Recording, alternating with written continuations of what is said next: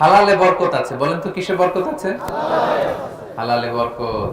অল্প হইলেও বরকত আছে। ধরেন যে আমি আলুর ভর্তা পান্তা ভাত দিয়ে খাইলাম, কিন্তু খুব তৃপ্তি, স্বাস্থ্য ভালো, সুঠাম দেহ, ফ্যামিলিতে সুখ, ছেলে কথা শুনে, ওয়াইফ নামাজ পড়ে, তাহলে তো দুনিয়াটাই জান্নাত হয়ে গেল, ঠিক কিনা বলেন?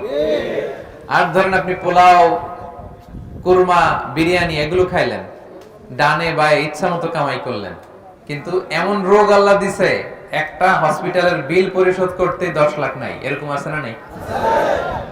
একটা হসপিটালের বিল দিতে যে 10 লাখ টাকা নাই। তার মানে হালালে বরকত, প্রিয় ভাইয়েরা আমার, সুঙ্গাইবুলের ভাইয়েরা। এজন্য হালালের সাথে থাকবেন। সাময়িক ওই লটারি পেয়ে আমি অনেক টাকা পেলাম, ওই জুয়া খেলে আমি অনেক টাকা পেলাম, জুয়া খেলে তো মানুষ আসলে নিঃস্ব হয়, কিন্তু সাময়িক কিছু টাকা পয়সা পেয়ে আপনি এটার সাথে জড়াবেন না। এই জীবনটা একেবারে ক্ষণিকের।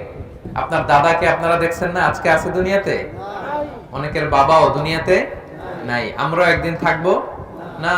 কিয়ামতের কঠিন ময়দানে আল্লাহ তাআলার সুপ্রিম কোর্টের কাঠগড়ায় প্রতিটি জিনিসের হিসাব আল্লাহ চাইবেন।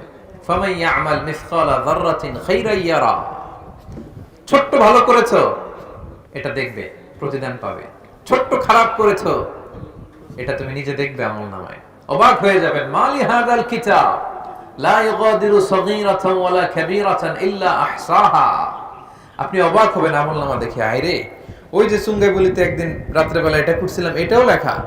তারপর অমুক দিন সকালবেলা এটা করছিলাম, এটাও লেখা। একজনরে একটা ছোট্ট খারাপ কথা বলছিলাম, এটাও লেখা।